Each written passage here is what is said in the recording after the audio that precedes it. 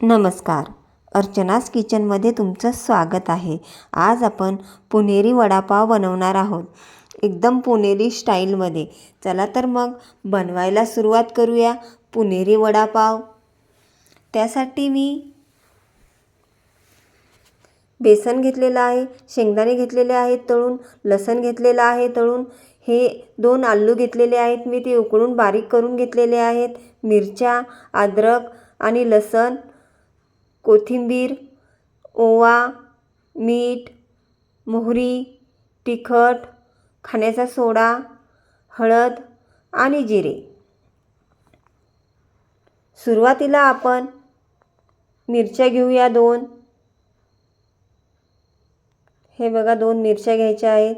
त्याच्यामध्ये थोडी कोथिंबीर टाकायची आहे आपल्याला. 2-3 पाकळ्या लसणाच्या टाकायच्या आहे. अद्रक टाकायची आहे. आता आपण याला मिक्सरमध्ये बारीक करून घेऊया. हे बघा अशा पद्धतीने थोडं जाडच आहे. आता आपण हे बेसन जे आहे ते थोडं मोठ्या भांड्यामध्ये घेऊया. हे बघा आता आपण याच्यामध्ये चवीनुसार मीठ टाकायचं आहे.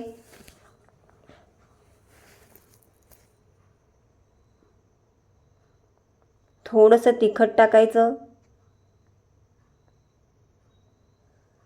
थोडी हळद टाकूया.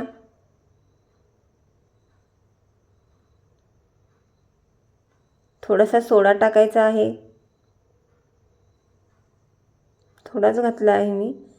माझं बेसन कमी असल्यामुळे मी थोडंच घातलं सर्व. आता आपण याला पाण्याने भिजवून घेऊया. हे बघा अशा पद्धतीने. आता आणखी थोडंसं पाणी टाकूया. हे थोडंसं घट्ट आहे. हे बघा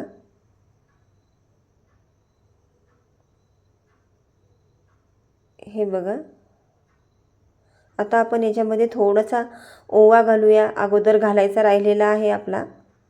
हे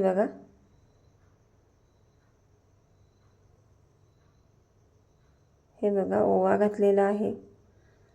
आता आपण याला मिक्स करून घेऊया. हे बघा इतकं पातळ ठेवायचं आहे आपल्याला. आता आपण याला 10 मिनिटासाठी झाकून ठेवूया.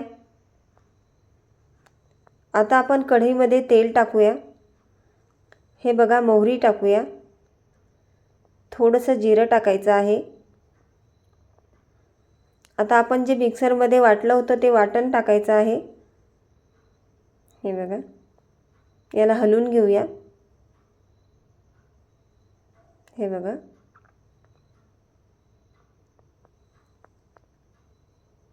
आता आपण याच्यामध्ये थोडीशी हळद घालूया.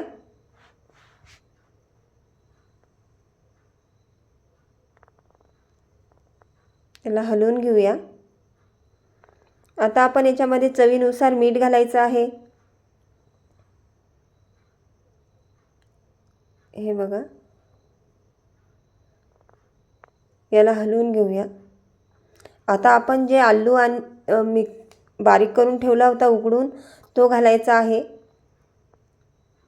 वेळ वाचवण्यासाठी मी अगोदरच उकडून ठेवला होता आलू. हे बघा ते टाकूया आता आपण याच्यामध्ये. हे बघा याला असं पूर्णपणे एकजीव करून घेऊया. हे बघा अशा पद्धतीने आलूचे कुठे तरी थोडे मोठे काप राहिले असतील तर ते चमच्याने दाबून घ्या, म्हणजे बॉल बनवताना अवघड जाणार नाही आपल्याला. आता आपण याला थंड करायला ठेवून देऊया. हे झालेलं आहे. हे बघा आता आपण जी पावामध्ये जी चटणी असते ना ती करायची आहे. हे शेंगदाणे तळून घेतलेले आहे. लसूणसुद्धा तळून घेतलेला आहे. याच्यामध्ये आपण जिरं घालूया. हे बघा चवीनुसार मीठ घालूया. आवडीनुसार तिखट घालायचं आहे. तुम्हाला कमी जास्त हवे असेल तर कमी जास्त तुम्ही टाकू शकता.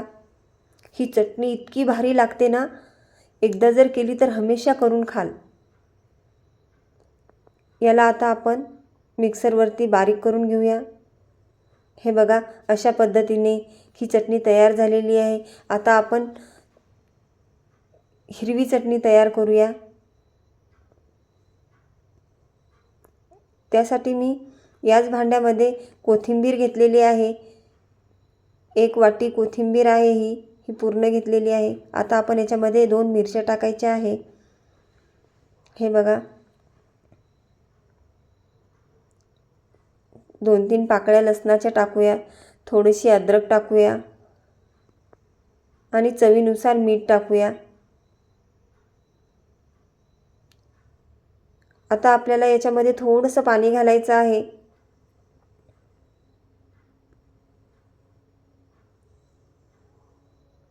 हे बघा, आता आपण याला मिक्सरमध्ये बारीक करून घेऊया. हे बघा, अशा पद्धतीने आपली हिरवी चटणीसुद्धा तयार झालेली आहे. आता आपण हे थंड झालेलं आहे आपलं. आता आपण याला बॉल बनवूया. माझे पाव थोडे लहान आहेत, तर मी लहान लहानच बनवणार. तुम्ही जसे पाव आहेत तसे बनवा. पाव थोडे मोठाले असतील तर मोठाले बनवले तरी चालतात. हे बघा, अशा पद्धतीने मी हे सर्व बनवून घेते. हे बघा, अशा पद्धतीने बनवलेले आहेत. आता मी कढईमध्ये तेल तापवायला ठेवलेलं आहे. आता आपल्याला हे जे बॉल आहेत ते याच्यामध्ये बुडवायचे आहेत. हे बघा, हे बॉल बुडवूया आता आपण याच्यामध्ये. हे बघा, अशा पद्धतीने आपलं बेसन जे आहे ते जास्त पातळही नाही आणि अति घट्टही नाही. हे बघा, असे तळून घ्यायचे आहेत आपल्याला याच्यामध्ये टाकून. हे बघा, मी सर्व टाकून देते याच्यामध्ये. माझे कमी असल्याच्याने याच्यामध्ये बसणार. हे बघा, मी सर्वच टाकले आहेत. आता याला मी पलटी करते. हे बघा, थोडेसे चिपकल्यासारखे झाले आहेत ते मी काढून घेते त्याला. हे बघा,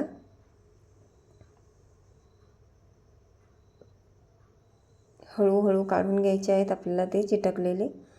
हे बघा, अशा पद्धतीने आपले हे वडा तयार झालेला आहे हा आतला. आता आपण याला एका प्लेटमध्ये काढून घेऊया. आता आपण हे जे पाव आहेत ते तोडून घेऊया.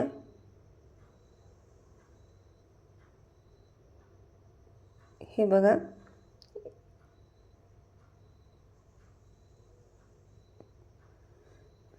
हे बघा, याला असं मधातून कापून घ्यायचं आहे.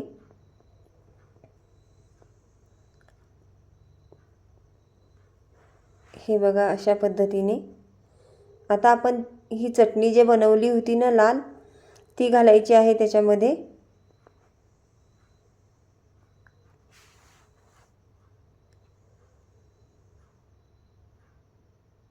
हे बघा, अशा पद्धतीने. आता वरतून आपल्याला एका साईडला लाल चटणी लावायची आहे आणि एका साईडला हिरवी चटणी लावायची आहे. हे बघा, अशा पद्धतीने. आता आपल्याला याला थोडंसं व्यवस्थित लावून घेऊया. हा जो हे बघा, अशा पद्धतीने आपण सर्व हे पाव बनवून घेऊया. हे बघा, अशा पद्धतीने बनवून घेतलेले आहेत. आता मी वरती तेल टाकते. हे बघा, तुम्हाला आवडत असेल तर बटर, तूप तुम्ही काहीही वापरू शकता, पण मी तेल वापरते. हे बघा, आता आपल्याला हे दोन्ही साईडला थोडं थोडं भाजून घ्यायचं आहे. जास्त नाही, थोडं थोडं. हे बघा,